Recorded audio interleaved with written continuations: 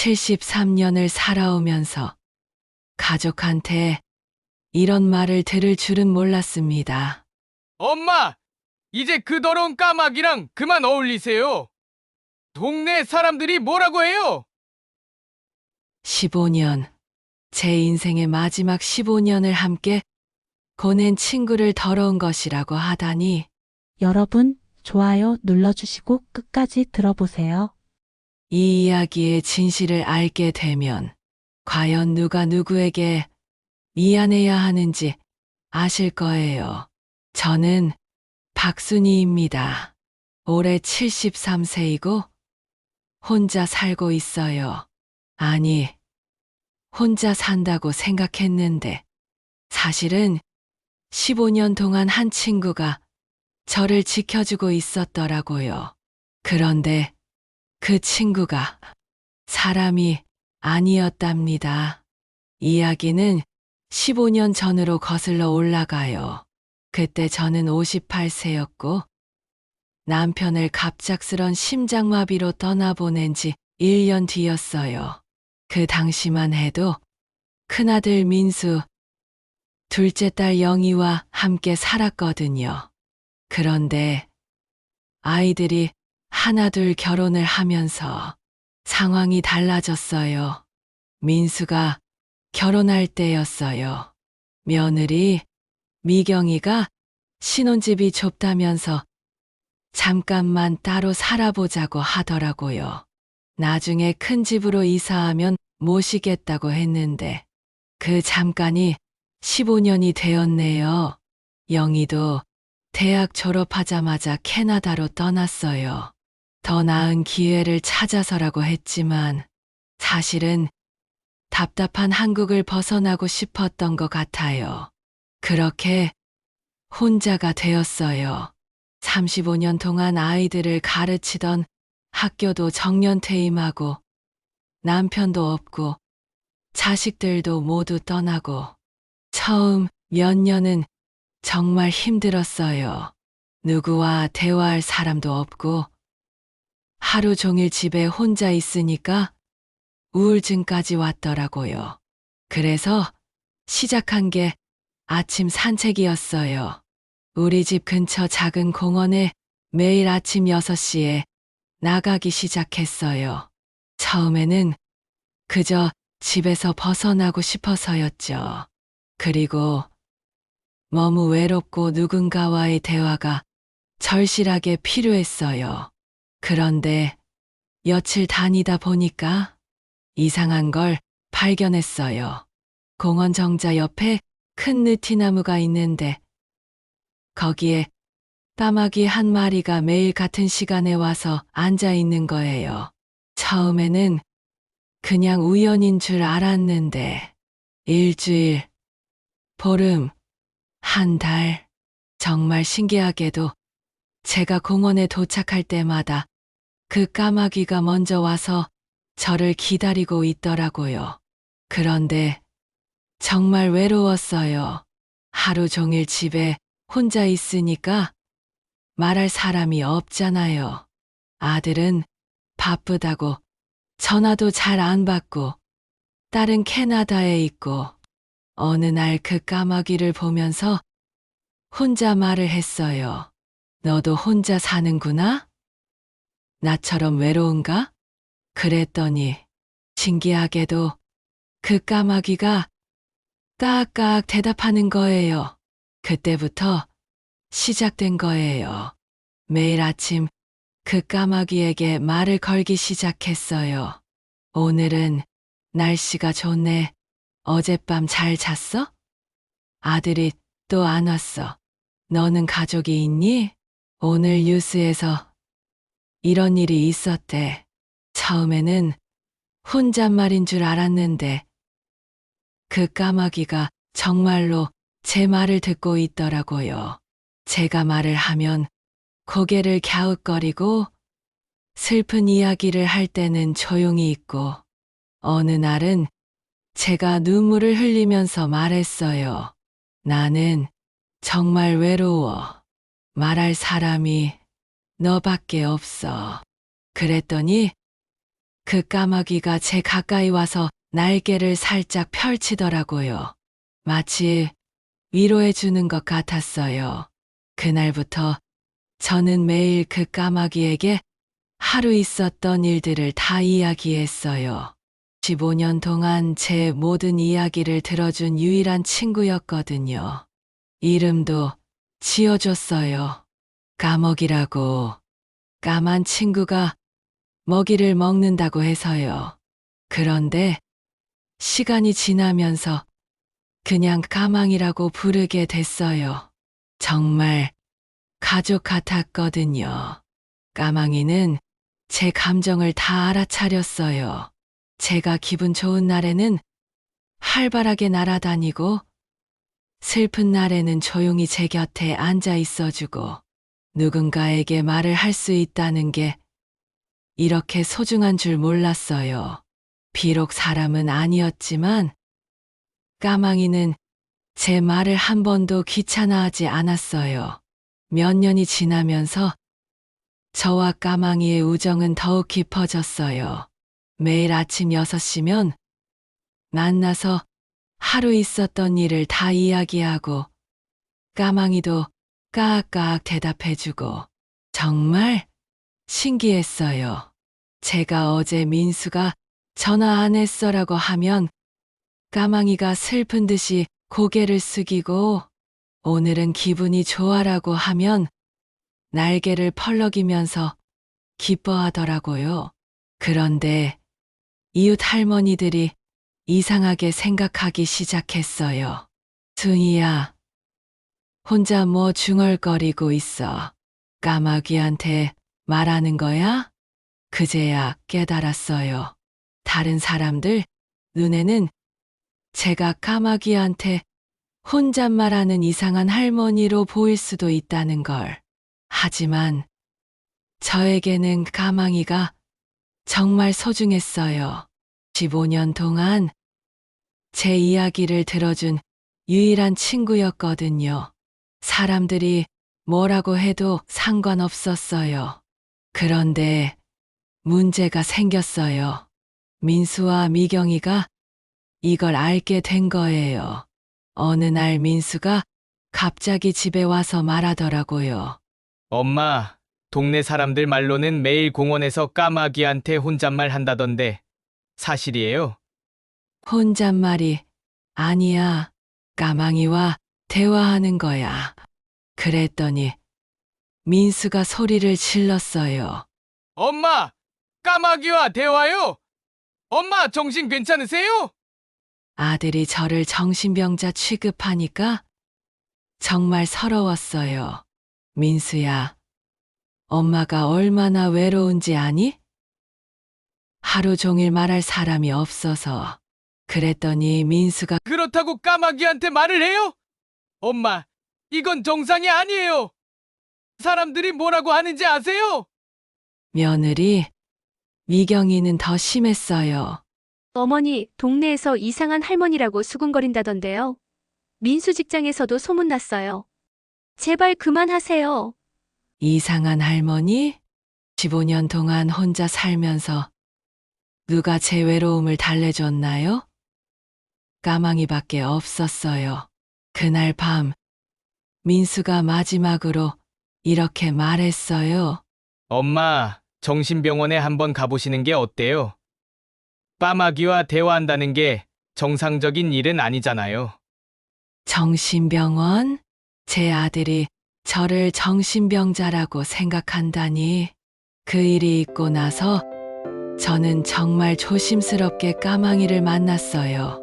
가족들 눈치를 보면서. 하지만 까망이는 여전히 제 유일한 대화 상대였어요. 까망아, 사람들은 우리 사이를 절대 이해 못할 거야. 하지만 너는 알지? 내가 얼마나 외로웠는지.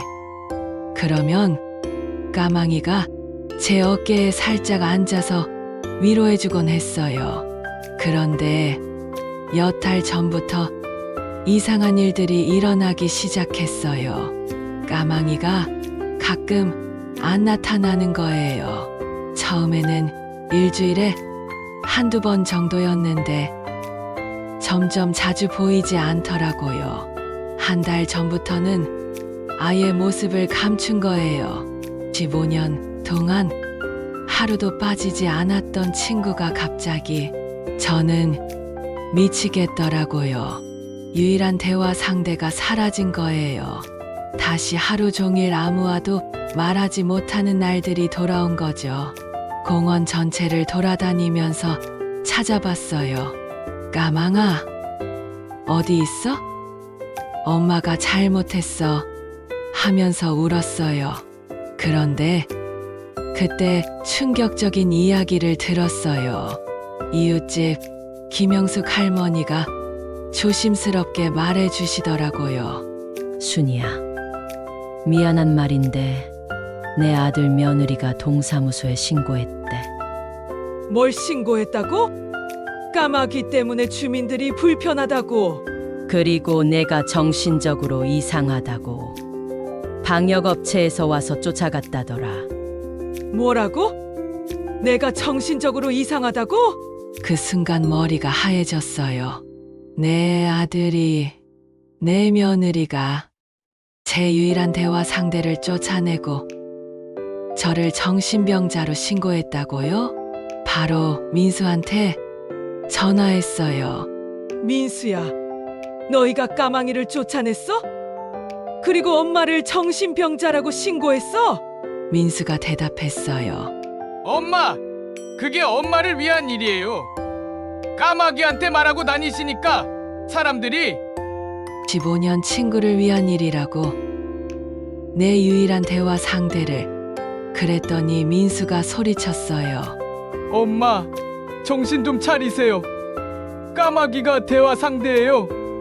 그냥 동물이에요. 그냥 동물. 15년을 함께한 친구를, 제 외로움을 달래준 유일한 존재를 그냥 동물이라고. 전화를 끊고 며칠 동안 밥도 제대로 못 먹었어요. 까망이는 어디 있을까? 무사할까?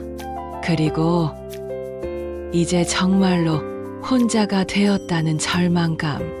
그런데 일주일 후 믿을 수 없는 일이 일어났어요. 아침에 공원에 나갔더니 글쎄 까망이가 느티나무에 앉아 있는 거예요. 하지만 뭔가 달랐어요. 예전처럼 활발하지 않고 제게 가까이 오지도 않더라고요. 마치 저를 경계하는 것 같았어요. 까망아, 왜 그래? 엄마야, 엄마. 그렇게 말을 걸어도 멀리서만 저를 바라볼 뿐이었어요. 아, 이 친구도 나를 원망하는구나. 가족들이 자기를 쫓아내도록 내가 막지 못했으니까. 그리고 어쩌면 나를 이상한 할머니라고 생각하는 건 아닐까? 그날부터 까망이와의 관계가 예전 같지 않았어요. 먹이를 주면 먹기는 하지만 거리를 두더라고요. 말을 걸어도 예전처럼 대답해주지 않았어요. 까망아, 엄마가 외로워 라고 해도 그냥 조용히 있기만 하고. 15년 우정이 일주일 만에 무너진 기분이었어요. 내 유일한 대화 상대마저 나를 떠난 것 같아서. 더 속상한 건 가족들 반응이었어요. 민수가 말했어요. 엄마, 그 까마귀 또 나타났다면서요? 이번에는 완전히 쫓아내야겠어요. 미경이도 어머니, 아직도 그 까마귀한테 혼잣말 하세요? 정말 정신과 상담 받아보시는 게 좋을 것 같아요. 혼잣말이 아니야. 15년 동안 내 이야기를 들어준 친구라고. 하지만 아무도 이해해주지 않았어요. 오히려 저를 더욱 이상한 사람 취급했어요. 그러던 어느 날 제가 갑자기 쓰러졌어요. 아침에 공원에서 까망이에게 먹이를 주고 돌아오는 길에 갑자기 어지러우면서 그대로 정신을 잃었어요. 119에 실려서 병원에 갔는데 의사 선생님이 며칠 입원해야 한다고 하시더라고요. 당뇨 합병증으로 혈당이 위험할 정도로 올라갔다면서요. 입원 첫날 밤 간병인 아주머니가 이상한 말씀을 하시더라고요. 할머니, 창밖에 까마귀 한 마리가 계속 울고 있어요. 밤새도록. 설마 까망이가? 다음 날 아침에 창문을 열어봤더니 정말로 까망이가 병원 창문 앞 나무에 앉아 있는 거예요. 저를 보자마자 까악 크게 울면서 그 순간 깨달았어요. 이 친구는 저를 원망한 게 아니라 혹시 또 떨어져야 할까봐 무서워했던 거였어요. 3일째 되는 날 더 놀라운 일이 일어났어요. 까망이가 입에 무언가를 물고 와서 창문에 톡톡 건드리는 거예요. 뭔가 했더니 제가 며칠 전에 공원에서 떨어뜨린 손수건이었어요. 까망이가 그걸 찾아서 물고 온 거였어요. 그때 마침 민수가 병문안을 왔어요. 엄마, 창문에 까마귀가 왜 있어요? 까망이가 내 손수건을 찾아다 줬어. 에이, 그냥 우연이겠죠? 그런데 그 순간 까망이가 제 손수건을 창문 틈으로 밀어넣는 거예요. 민수 눈앞에서 민수가 그 광경을 보고는 말문이 막혔어요. 이게 뭐예요? 더 놀라운 건 그 다음이었어요. 까망이가 갑자기 날아가더니 10분 후에 또 뭔가를 물고 온 거예요. 이번에는 제가 며칠 전에 잃어버린 돋보기였어요. 까망이가 제가 떨어뜨린 물건들을 하나하나 찾아서 가져온 거였어요. 민수가 말했어요. 어떻게 이런 일이? 그때 병실에 손녀 지은이가 들어왔어요. 밖에 사람들이 몰려 있어요. 까마귀가 할머니 물건들을 가져다 준다면서 SNS에 영상까지 올라왔어요. 알고 보니까 까망이의 행동을 본 사람들이 휴대폰으로 찍어서 인터넷에 올린 거예요. 15년 우정을 지킨 까마귀라는 제목으로 그 영상이 순식간에 퍼져서 지역 뉴스에도 나오고 동물행동학 박사님까지 와서 인터뷰를 하겠다고 하시더라고요. 최수이사라는 동물행동학 박사님이 오셔서 까망이를 관찰하시더니 놀라운 말씀을 하셨어요. 이 까마귀는 단순히 먹이를 얻기 위해 온 게 아닙니다. 15년이라는 시간 동안 할머니와 진짜 유대 관계를 형성한 거예요. 민수가 물었어요. 그게 가능한 일인가요? 박사님이 설명해 주셨어요. 까마귀는 인간 다음으로 지능이 높은 동물 중 하나입니다.